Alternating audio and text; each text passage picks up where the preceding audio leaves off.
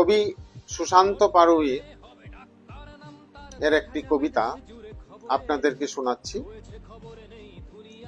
দেওয়ালে ঝুলছে ছবি, দেওয়ালে ঝুলছে ছবি, স্টেথোস্কোপে জমেছে ধুলো, টেবিলে পুড়ছে ধূপ, বাইরে আধার, ডাকছে শ্রীগালগুলো। এই তো সেদিনের কথা। কই গো, শুনছো? সোনামাকে ডাকো, ও ডাক্তারিতে চান্স পেয়েছে। সোনামা, ও সোনামা, কোথায় গেলি রে মা? ছুটে আয়, দেখে যা কত মিষ্টি এনেছি তোর জন্য। ও তাই? ভগবান আমাদের মুখ তুলে চেয়েছে। দেখো, আমাদের দুঃখের দিন একদিন শেষ হয়ে যাবে। দামিনী কম্পিউটার ক্লাসে গেছে, এক্ষুনি চলে আসবে। দাঁড়াও, খবরটা সবাইকে বলে আসি। তোমাকে যেতে হবে না, আমি সবাইকে বলে এসেছি আমাদের সোনামা দামিনী ডাক্তার হবে, আরজিকর হাসপাতালে ডাক্তারি পড়বে। ওরা সবাই হয়তো এক্ষুনি চলে আসবে। ও দিদি, শুনলাম আমাদের দামিনী ডাক্তার হবে, ওকে ডাকো, প্রাণ ভরে আশীর্বাদ করে যায়। এবার আর বাইরে গিয়ে ডাক্তার দেখাতে হবে না, আমাদের ঘরের মেয়ে ডাক্তার। দিদি, আমাদের রোগ হলে দামিনী দেখবে তো? কি যে বলো রুনুর মা,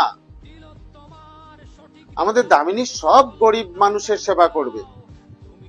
আরে হারান,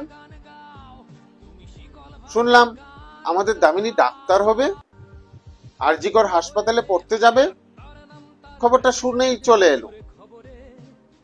হ্যাঁ গো খোড়া, তুমি ঠিক শুনেছ, তোমার আদরের নাতনি দামি ডাক্তারিতে চান্স পেয়েছে, ওকে আশীর্বাদ করো।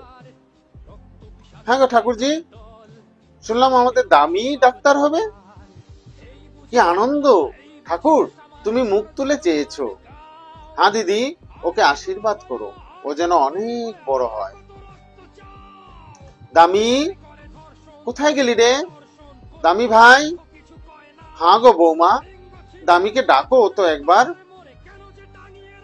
কদিন ধরে বাঁ দিকের কোষের দাঁতটা নড়ছে, ফুলছে, সারাক্ষণ তো কেমন টনটন টনটন করছে। আচ্ছা বাবা, দামিনী ফিরলে বলবো, ওষুধ দিয়ে দেবে। এখন আমি বরং নুন জল গরম করে দিচ্ছি, কুলকুচি করে শুয়ে পড়ুন। দামিনী আসেনি বুঝি? দেওয়ালে ঝুলছে ছবি, স্টেথোস্কোপে জমেছে ধুলো, টেবিলে পুড়ছে ধূপ, বাইরে আধার, ডাকছে শ্রীগালগুলো। হ্যালো, কে বলছেন? আমি আরজিকর হাসপাতাল থেকে বলছি। গতকাল রাতে আপনাদের মেয়ে আত্মহত্যা করেছে। না, এ হতে পারে না। দামির বাবা শুনছো? দামির বাবা শুনছো?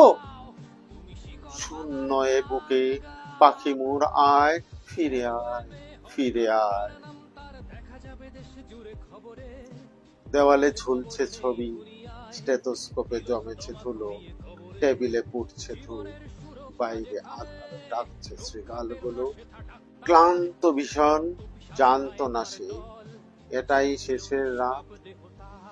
ওত পেতে কে দাঁড়িয়ে আছে, বের করে নখ দাঁত, গোটা শরীর জুড়ে কেবল শুধুই ক্ষতর দাগ।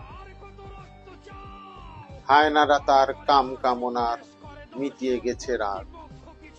যে মেয়েটির স্বপ্ন ছিল করবে রুগীর সেবা, সেই মেয়ে আজ কোথায় গেল, উত্তর দেবে কেবা? যে মেয়েটি ফিরিয়ে দিত লক্ষ লোকের প্রাণ, বড়ই হতাশ এখন সে লাশ, অচেতন নিষ্প্রাণ। মা, আমাকে বাঁচাও, ওরা আমাকে বাঁচতে দেবে না, ওরা আমাকে মেরে ফেলবে। মা, প্রিন্সিপাল স্যার, আমাকে বাঁচান, আমাকে বাঁচতে দিন, আমি মানুষের সেবা করতে চাই, আমাকে বাঁচতে দিন। সেই চিৎকার কারো কানে গিয়ে পৌঁছলো না। দেওয়ালে ঝুলছে ছবি, স্টেথোস্কোপে জমেছে ধুলো, টেবিলে পুড়ছে ধূপ, বাইরে আধার, ডাকছে শ্রীগালগুলো। 113 কামড় ছিল, হাড় গোড় সব ভাঙা, 150 ফ্লুইডস ভেজাইনাতে, শরীর রক্তে রাঙা। গণমস্তির জবর খোরাক, রেপের মহোৎসব, ধীরে ধীরে নিভল প্রদীপ, বন্ধ হলো রব।